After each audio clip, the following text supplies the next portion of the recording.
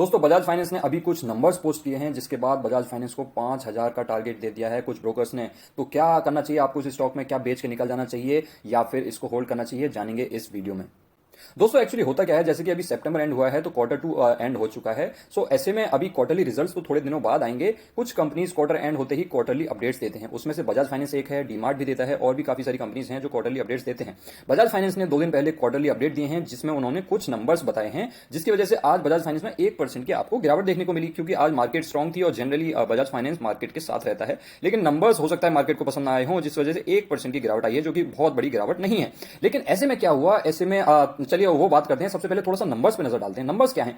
68 लाख के loans disbursed हुए हैं as compare to 63 lakh in the same quarter last year. ठीक है, अच्छी खासी ग्रोथ है, उतनी ज्यादा नहीं हो सकता है किसी को ज्यादा लगे, हो सकता है किसी को कम लगे। अगर मैं डिपॉजिट ग्रोथ के बारे में बात करूं, यहां पे 37% की ग्रोथ है और जो लिक्विडिटी पोजीशन है वो स्ट्रांग है। ठीक है, ये आए हैं कुछ नंबर्स। तो दोस्तों नंबर्स को एनालाइज करना सब्जेक्टिव होता है, हर बंदा अलग तरीके से उसको एनालाइज करता है। कुछ लोग प्रेजेंट सिचुएशन देखते हैं, कुछ लोग देखते हैं फ्यूचर को। वहीं पे ग्लोबल ब्रोकरेज फर्म है CLSA, जिसने सेल रेटिंग दे दी है बजाज फाइनेंस को 5600 के टारगेट के साथ, और उन्होंने अपने रीजंस बताए हैं, यहां पे रीजंस बताए हैं। और मैक्वेरी ने तो 5,000 का टारगेट दे दिया है बजाज फाइनेंस को। समझ सकते हैं अभी स्टॉक 7,000 से भी ऊपर चल रहा है और 5,000 का उसको टारगेट दे दिया है। उन्होंने कहा है कि जो लोन वॉल्यूम चल रही है वो फ्लैट है अगर उसको फाइनेंशियल ईयर 20 से कंपेयर करेंगे तो, और जबकि ये एक बहुत बड़ा रोल प्ले करती है ग्रोथ में।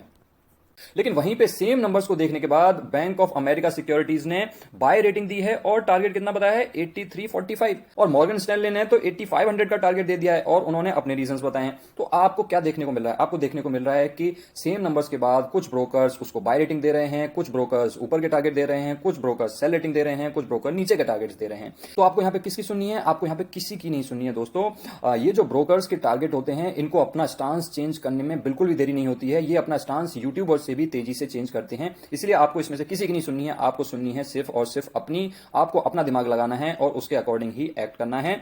रही बात बजाज फाइनेंस में क्या करना चाहिए दोस्तों, मेरे हिसाब से दोस्तों बजाज फाइनेंस को आपको अपनी वॉच लिस्ट पे एकदम टॉप पे रखना चाहिए, और इसमें अगर कोई भी गिरावट आती है तो उसको बाइंग अपॉर्चुनिटी की तरह लेना है। ये जो ब्रोकर्स के टारगेट हैं, कई बार ये टारगेट्स इसलिए भी दिए जाते हैं कि ये स्टॉक गिर जाए और यहाँ पे बड़े प्लेयर्स खरीद सकें और आपके हाथ से स्टॉक चला जाए। आपको याद है या नहीं याद है, 2020 में जब कोविड क्रैश चल रहा था वहां पे 1600 रुपए का टारगेट दिया था बजाज फाइनेंस को। आज आप देख लीजिए बजाज फाइनेंस कहां पे खड़ा है। सो ये टारगेट्स एक तो टेम्परेरी होते हैं, दूसरा हो सकता है वेस्टेड इंटरेस्ट हो जो ब्रोकर दे रहे हैं डायरेक्टली या इनडायरेक्टली, तीसरा उनको अपना स्टांस चेंज करने में बिल्कुल भी देरी नहीं लगती है। इसीलिए इस स्टॉक को, जो कि बहुत ही शानदार क्वालिटी का स्टॉक है, ऐसा स्टॉक है जो कि आपको लार्ज कैप के रिस्क के साथ मिड कैप वाले रिटर्न्स देता है। आप इसके रिटर्न्स पास में उठा करके देख लेना, और अगर ये स्टॉक आपको किसी भी गिरावट में कहीं पे मिलता है, मेरे हिसाब से इसको मिस नहीं करना चाहिए। मैं तो इसको बिल्कुल भी मिस नहीं करूंगा। अगर ये मेरे को 6,000 के आसपास मिल जाता है तो मैं इसको भर भर के उठाऊंगा, चाहे इसको 5,000 का टारगेट मिले, चाहे इसको मिले 500 का टारगेट। मुझे उस बात से कोई मतलब नहीं है, ना ही मुझे 8500 से मतलब है, ना ही मैं 8500 वाले पे जा रहा हूं, ना ही मैं 5,000 वाले पे जा रहा हूं।